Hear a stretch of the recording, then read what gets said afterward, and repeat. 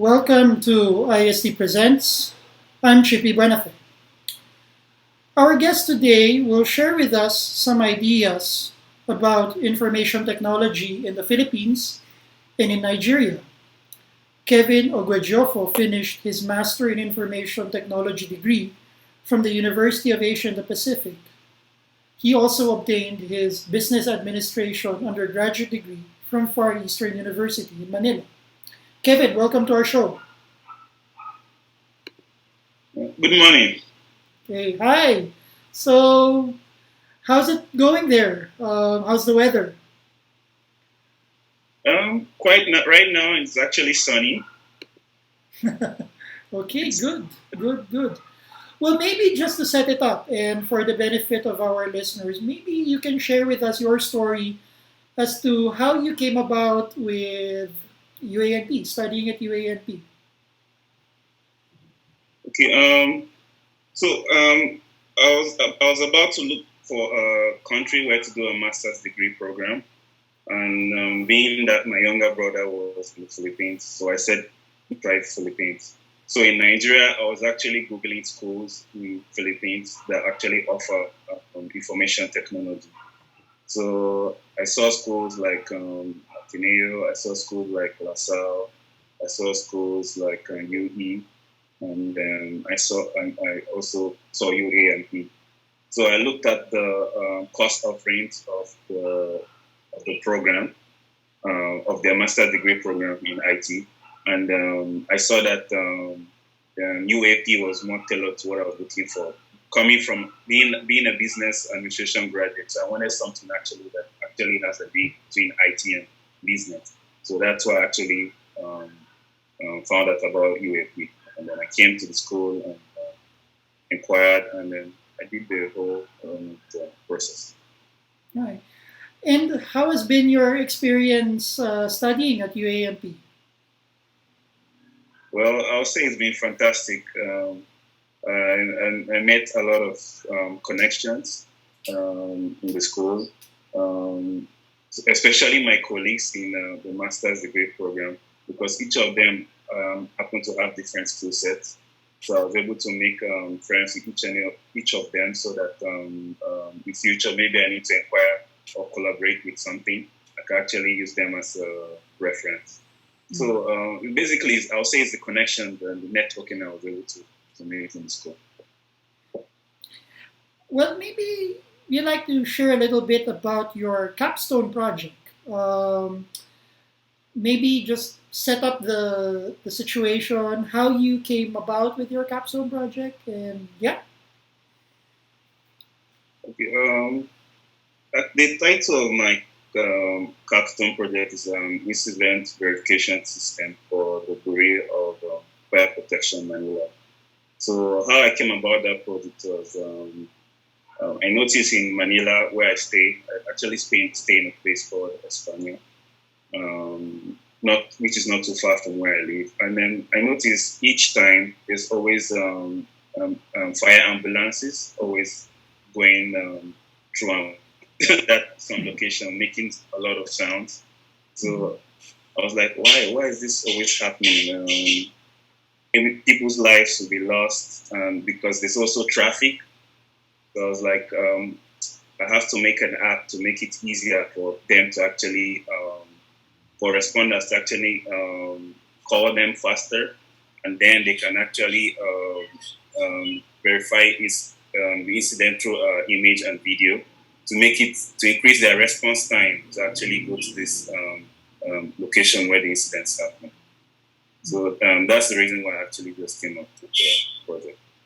Okay, and what was your solution to that problem? So you were looking at ways on how fire trucks or the fire department would respond to an incident concerning fires, right, in the area. So how did you approach at the solution? What were your initial thoughts? How did you actually eventually gravitate towards a solution that you've eventually proposed for your capstone project and implement?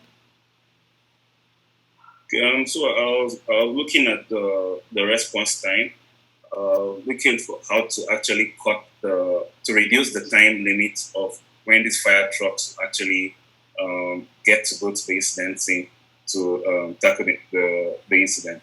So normally, I actually had an interview with the chief fire inspector of the Manila, and he was telling me the average time is 7 minutes, and sometimes they don't actually have visuals of the incident location. They just go there, and then sometimes actually there's no fire incident, or they don't even know the level of the fire, the fire incident. So actually narrowed it down to provide a way of them actually seeing visuals of the situation, and also to reduce the response time for them to actually go. So that's how actually I was able to narrow it down. Okay. And what was the response of the fire department when you shared with them your project? They were very excited. Actually, till now, the fire inspector he keeps asking me about the incident verification system. Actually, he wants me to actually make it to an app right now. He actually likes the system. Feels like it's actually beneficial to them. Mm-hmm. Are you still So in they are touch? really there. Huh? Are you still in touch with the fire inspector?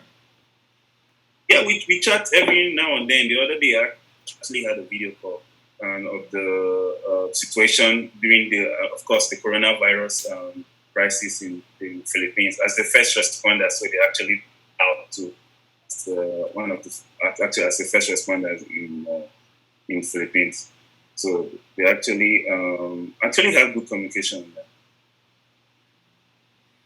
Okay.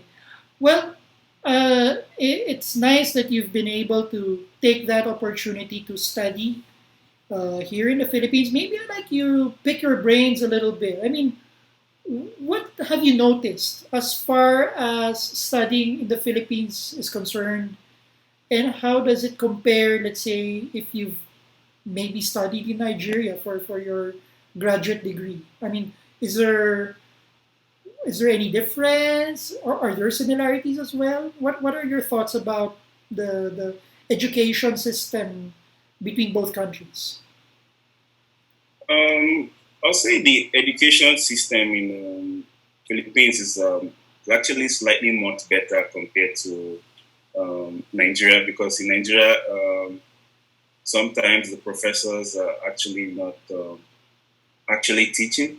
The students go to the class. The students goes to the class, and they just rely on self study. Sometimes the professor just comes like once in a blue moon and just gives a lecture, and then you don't see him in 2 weeks. But in Philippines, they're actually more serious. The professors actually come to actually give lectures.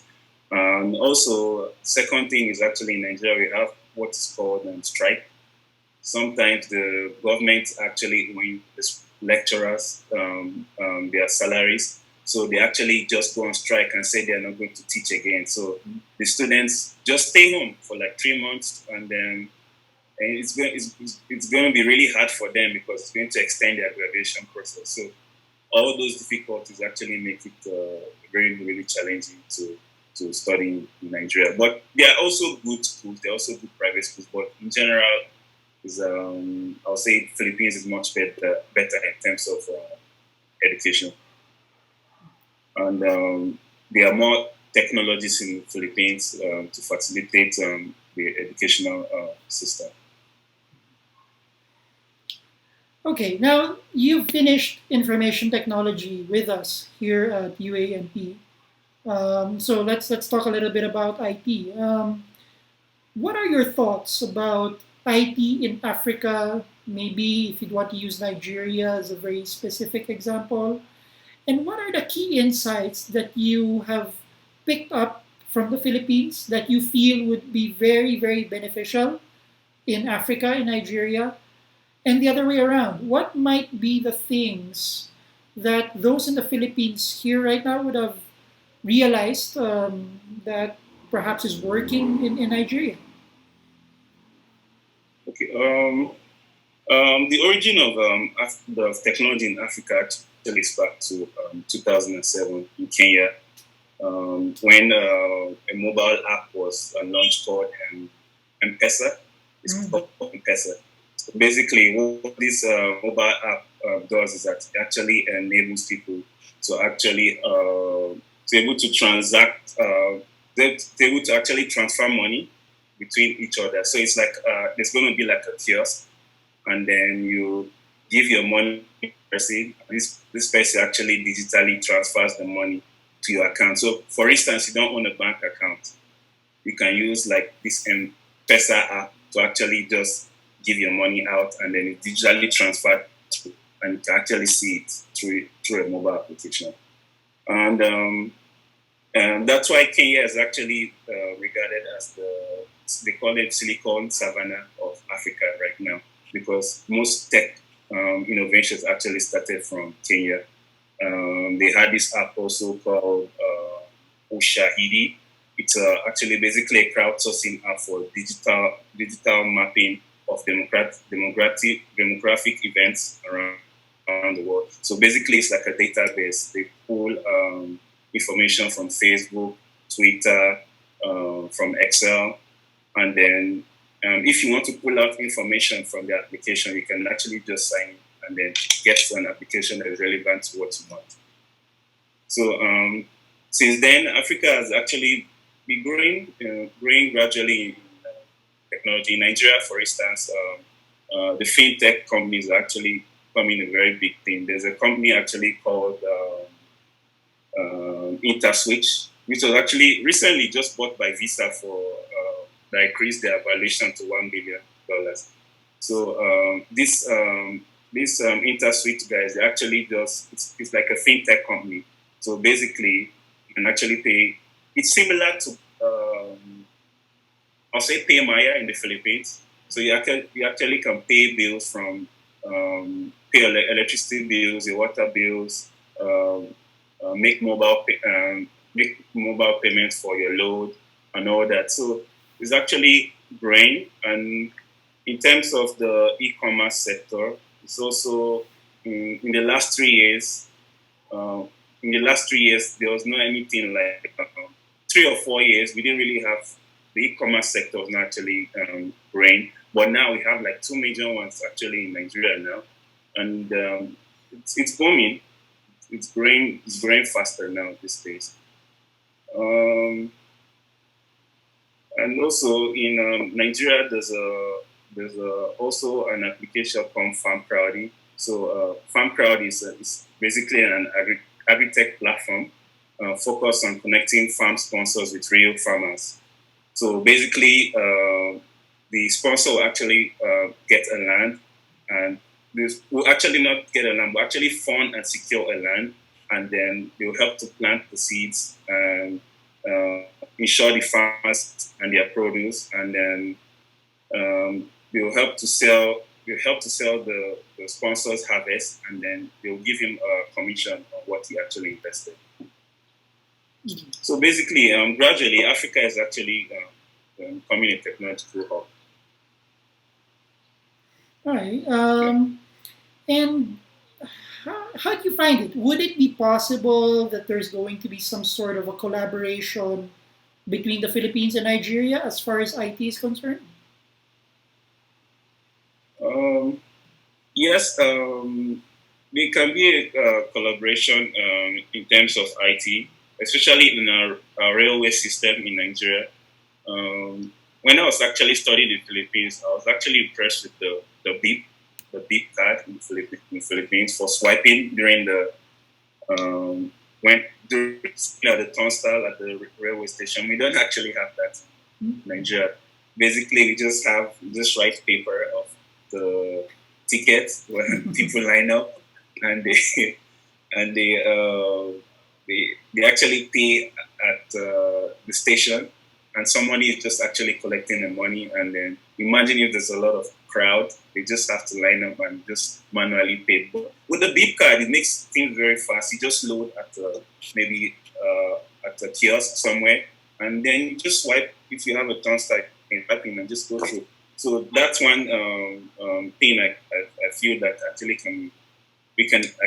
the Nigeria actually can learn from Philippines to grow their IT. And what would be the industries in Nigeria that really make use of IT? Any specific sector Um, or industry that you've noticed IT to be in hot demand?